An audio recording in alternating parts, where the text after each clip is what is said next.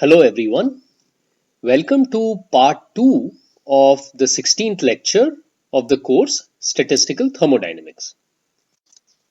In part 1 of this lecture, we have covered the first part of the title, that is the energy and entropy in terms of the partition function, and the present part 2 is about writing beta in terms of known physical quantities. Let us summarize the results of part 1.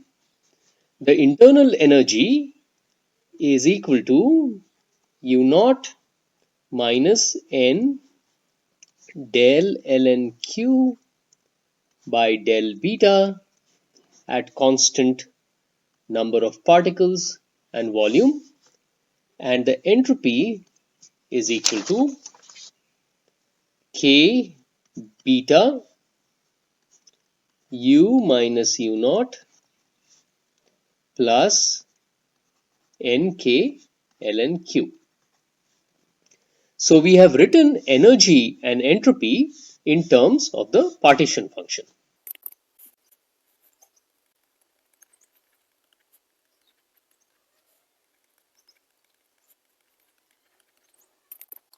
Our strategy now would be to write the partition function for some specific systems and then compare the expression for internal energy obtained using the partition function with the macroscopic expression for internal energy. And from that comparison, we hope to get the value of beta.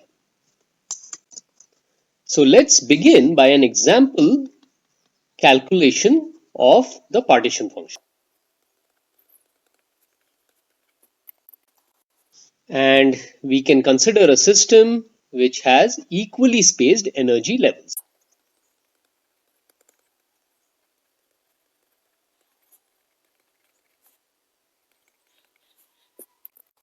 You can think of these as vibrational energy levels which are equally spaced in a molecule. So let's say the energy levels are epsilon naught is 0, epsilon 1 is E, epsilon 2 is 2E, epsilon 3 is 3E, and so on. The partition function by definition is equal to Q is sum over I is equal to 1 to infinity e to the power of minus beta epsilon I, and in this case this is 1 plus e to the minus beta epsilon plus e to the power of minus beta 2 epsilon, and so on. And we can write this as an explicit geometric series like this. So the second term is a square and the third term would be a cube, and so on. Using the expression for the sum of a geometric series, this is equal to 1 divided by 1 minus e to the power of minus beta epsilon. So this is an example of how you calculate the partition function, and if you know the partition function, you can get the internal energy and the entropy of the system using these expressions at the top of this page. Now let us consider a system of n ideal gas particles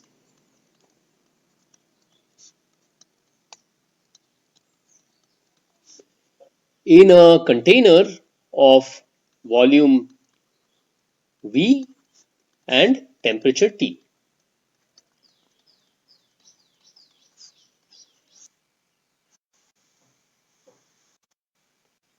Let us calculate the partition function for this system. We will begin with a particle in a 1D box of length x, and we will build up from there.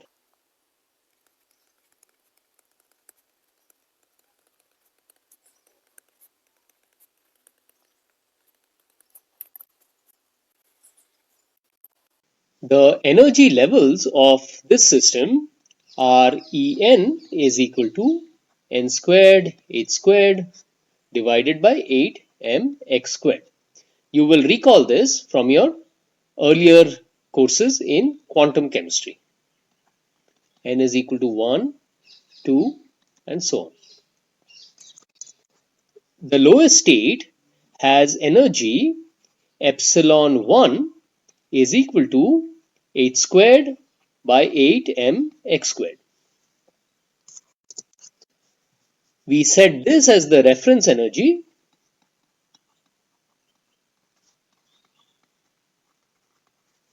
So the energy levels are epsilon n is equal to n squared minus 1 epsilon, where epsilon is equal to h squared by 8mx squared. You can see that when you substitute n is equal to 1, the epsilon 1 becomes 0, so the reference energy is 0.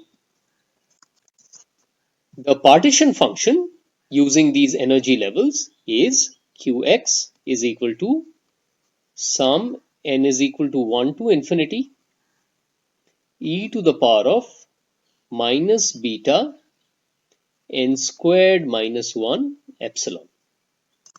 Now, these energies of the particle in a box are the translational energy levels of the particles and are very close together in a typical sized container. You should check for yourself that for an argon atom in a 1D box of length 10 centimeters, epsilon comes out to be about 8 times 10 to the minus 41 joules. So given that these energy levels are very close together, we can approximate this summation by an integral. And let me write that on the next page. So Q of x is equal to integral of 1 to infinity e to the power of minus beta epsilon n squared minus 1 dn. To be able to evaluate this integral, we want to turn this into a standard Gaussian integral. Since epsilon is small, let us assume that beta epsilon is also small, although we don't know beta yet. And if beta epsilon is small, consequently, e to the power of beta epsilon is 1. So we can change the exponent here to make it look like a Gaussian exponent, and Qx is 1 to infinity e to the power of minus beta epsilon n squared dn.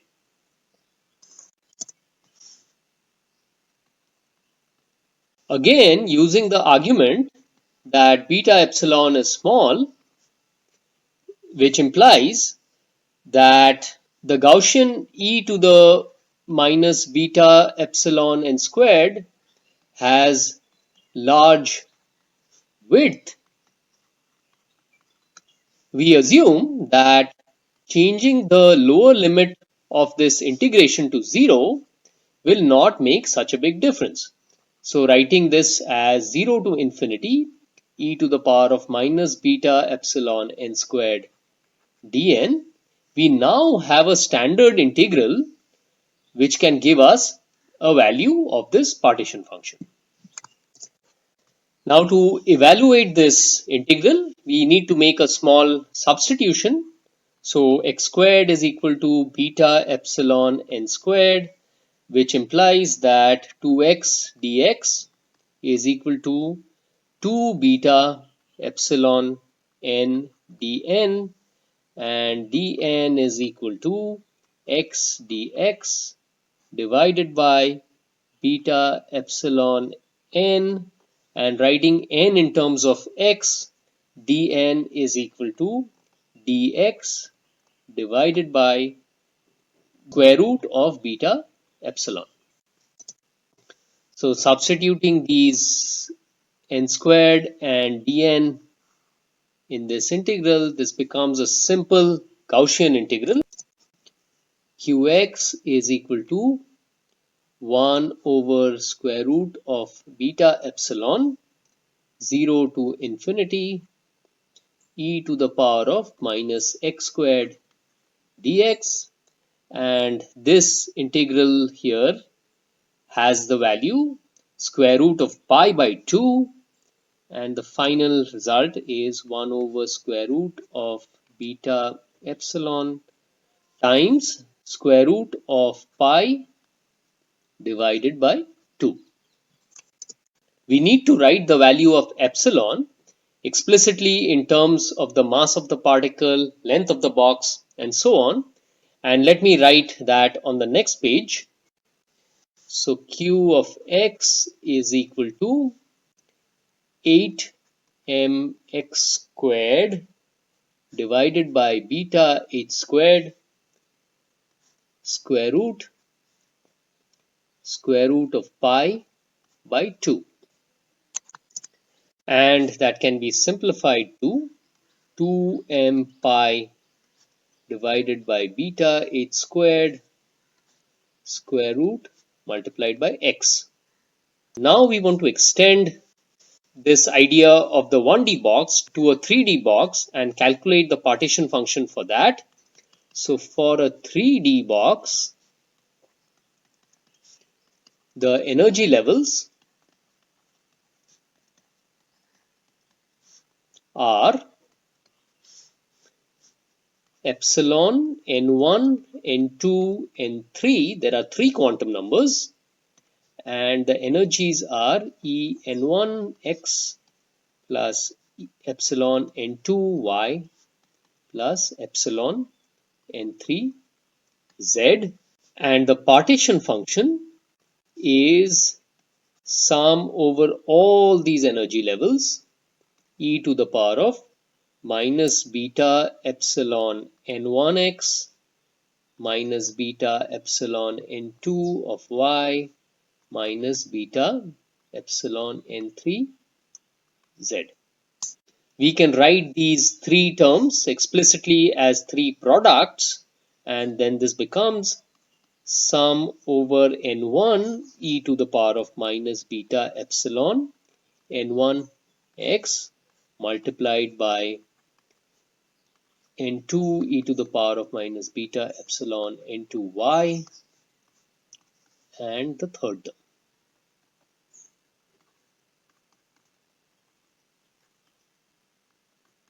Each of these three terms are the partition function in the corresponding directions.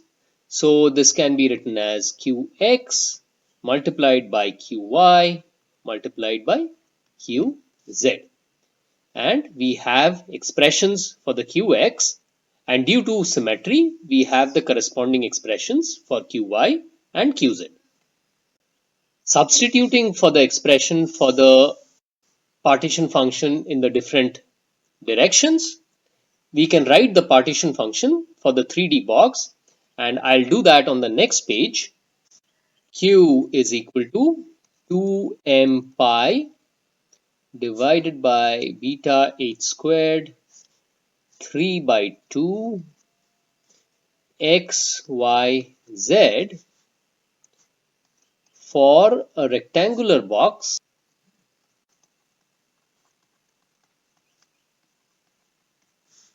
of sides x, y, and z.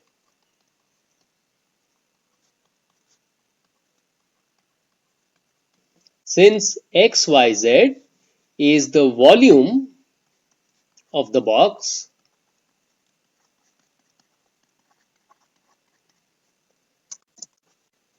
we can write the partition function compactly as v divided by lambda cube, where lambda is equal to beta divided by 2m pi square root h. You can check that this has dimensions of length,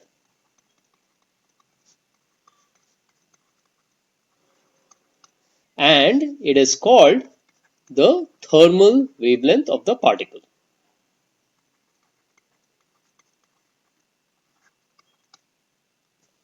Now that we have the partition function of the system of n particles in a box of volume V, let us calculate the internal energy of the system using the expression connecting the partition function with the internal energy, which is U is equal to U naught minus N del ln Q by del beta at constant N and V. Let me write that on the next page. U is equal to U naught minus N by Q del Q by del beta at constant N and V, where Q is equal to V divided by lambda Q. So this is equal to U naught minus N divided by V by lambda cube, and now the partial derivative gives V minus 3 by lambda to the power 4 d lambda by d beta, and this is d of h beta to the power half divided by square root of 2 pi m d beta, and this is 1 over 2 beta to the power half multiplied by h by 2 pi m, and this is lambda divided by 2 beta. Substituting this here and simplifying, so this v will cancel. This becomes u naught minus n lambda cube minus 3 by lambda to the power 4 and lambda by 2 beta. All the lambdas cancel out, and we have finally u is equal to u naught plus 3n divided by 2 beta. Now, if we compare this expression for internal energy with the macroscopic expression for internal energy, so we compare this with U is equal to U at temperature T is equal to 0 plus 3 by 2 nkt, which is the ideal gas expression.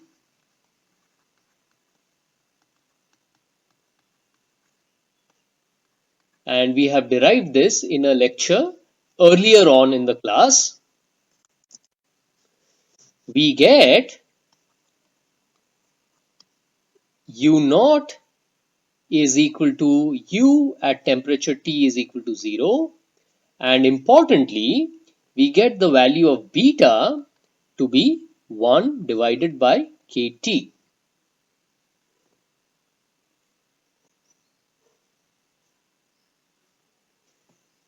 With this important result, we have connected the parameter beta to a known physical quantity temperature, and therefore the internal energy and entropy can now be written in terms of the temperature. Let us do that.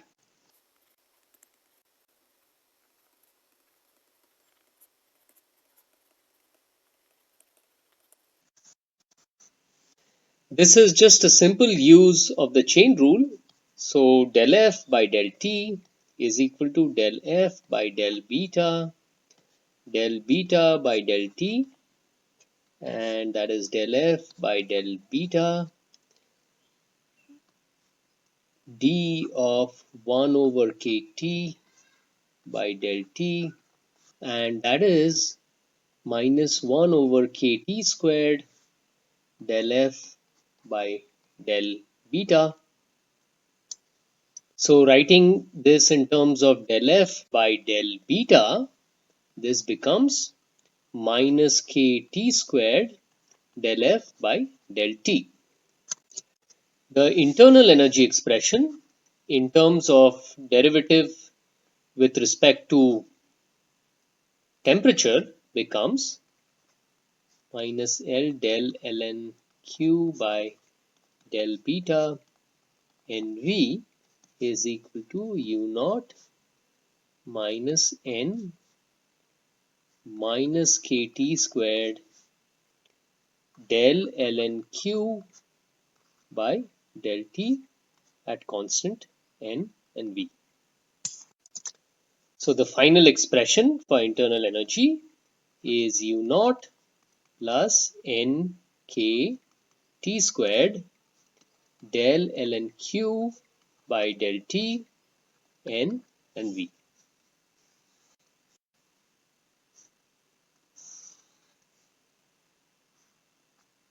Similarly, substituting for beta in terms of T in the expression for entropy, we get the expression of entropy to be S is equal to U minus U at temperature T divided by T plus Nk ln Q.